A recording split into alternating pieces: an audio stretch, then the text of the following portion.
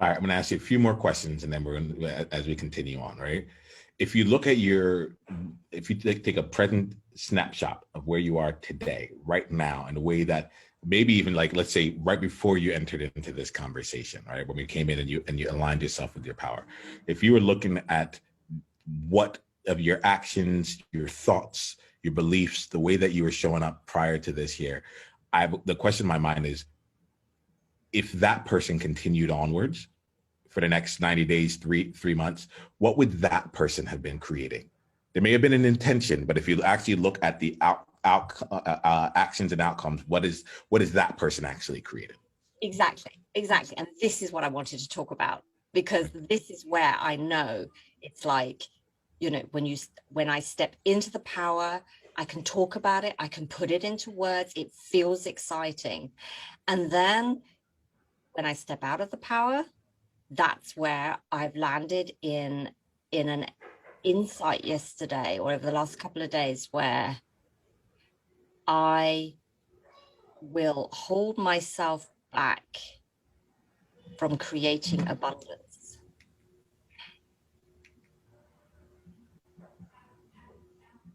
Or actually, I'm not sure it's a whole, I will hold myself back, because that sounds like it's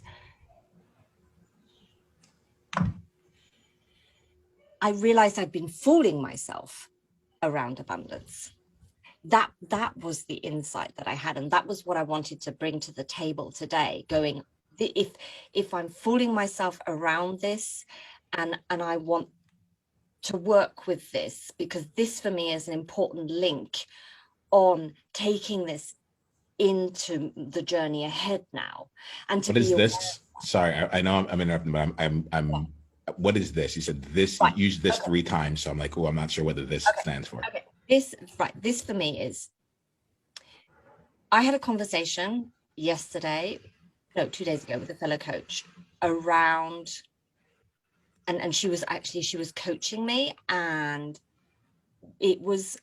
we ended up landing on very quickly in a place that I didn't realize that we were going to be talking about, and it was abundance. And I was connecting abundance. She wanted me to feel abundance. And I was having real trouble feeling it.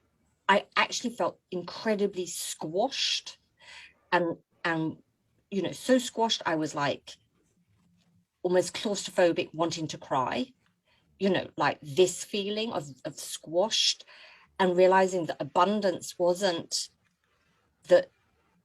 And so, we played around in that space for a while.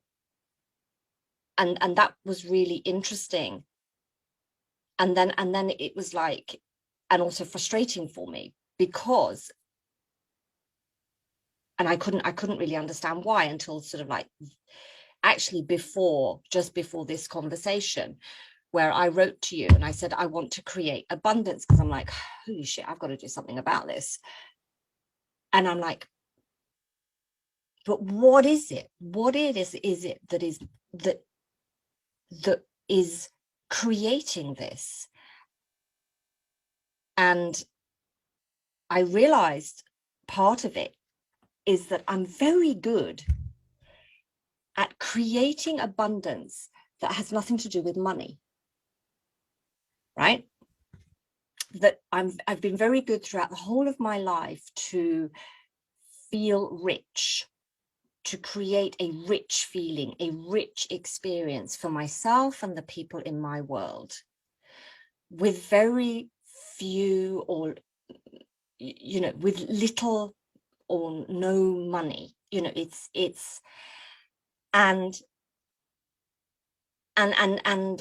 it amazes me when I look back. I can look back at what I create and go, oh my God, that is just so amazing that I was able to be a part of this and enroll people into this, or help me create this, or I created it myself on my own. And now I'm stepping into a new phase of my life, where part of the picture of abundance is about money, and a lot of it. And this isn't working for me right now. This is the revelation. This is the, like, I was not, it was like, I was fooling myself into feeling abundant, pretending to be abundant. But there was a part of me that perhaps has been saying to myself all these years going, but you're not really abundant because you don't have any money. You're not rich. You're not, where's the money in the bank? Where is, you know, so this is sort of like evil part of me just going, Philippa, you know, that's not real. That's not real abundance. And now I want real abundance. I mean, I'm laughing now because it's like, that was an interesting definition of abundance. There's real and then there's not real abundance. Did you know that? I see that you're actually putting in a distinction. I don't know the definition for you. So like, and that becomes important, like, because right now I need to see the world through your lens, right? I might have my own definitions around abundance here. But even within abundance, I don't have anything about true abundance, you know? Or real abundance, actually, I would have true abundance, I would say. So let's do this here. First thing is, please define for us what is real abundance to you. It doesn't have to be anything anyone else takes on, but it needs to be important. It needs to be meaningful to you. What is real abundance to you? Okay, and this is new to me. You know, this is coming up for me, a distinction that somewhere was buried deep in my brain and I didn't realize. So let's put it into words. And it's for me, so real abundance is there is something there with having a large number in the bank, not on, you know, one account. It's about having assets. It's about, there is something there, that it's having a portfolio. It's about feeling abundant in a monetary sense, which is part of power for me. This is all just coming up now. Okay. It's a part of feeling being impacted, because I'm thinking back to a time when I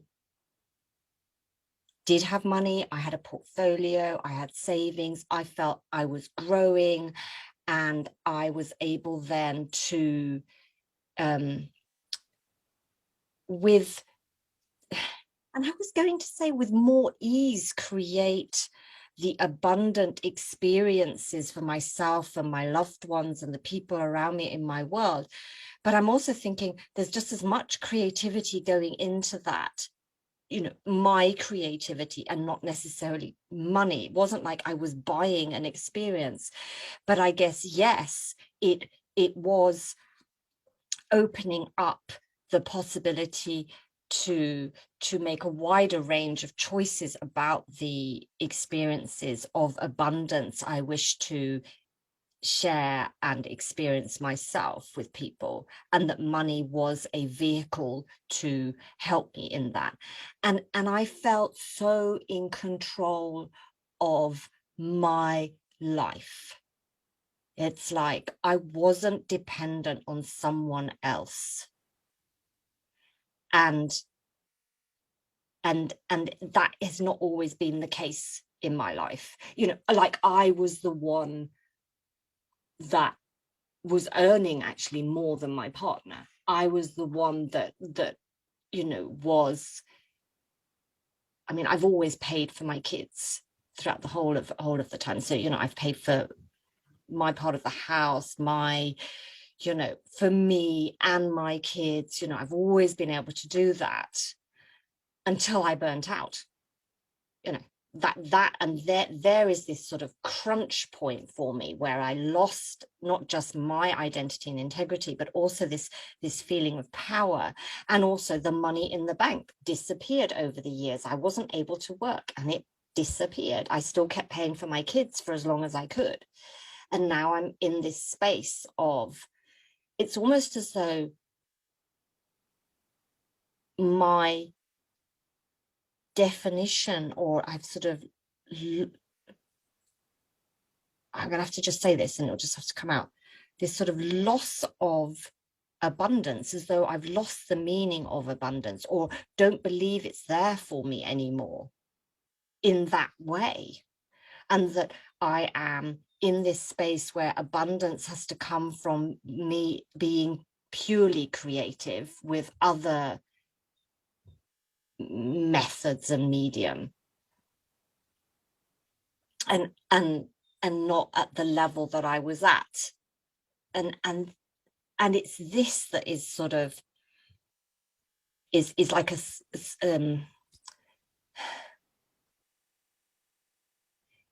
this that is messing with my brain sometimes and my feelings. You know, it's like injecting a poison in me as I am about to go on this next 90 days. And it's actually perfect timing, because it really is. It was literally, this is the first, you know, next week was going to be the initiation of this whole process. And I can feel the tension in my body. I have it's actually my right leg, as though it's holding me back from moving forward. And it's these feelings around abundance, and this sort of what was real for me and what is real for me today. And a mismatch in my belief of what is possible. And it's like, there's a difference as well. Belief in possibility. Is it an intellectual belief in possibility? Oh, yes, I can do that one. Oh, but I want to feel it, Niyama. You know, I want that possibility, that feeling of possibility to have sunk here and come from here, because that's where the power is. It's not up here. I'm following you. I have a distinction between faith and belief. And when I hear you talk about, there's some things where you have faith that like it can come out, but do you necessarily believe it? To me, I feel like they live in different places, right? It's like, I have faith that all this will work out, but if I'm going to be honest, do I really believe that it's all going to come out? Maybe not in the same space. It's the World Joy Movement. Yeah. What was your greatest insight from this conversation? And if you want to come and be a part of a conversation like this live, it's really simple. Just go to beworldjoy.com and come introduce yourself, and let's take the conversation to the next level, because you're there now. All right, let's play.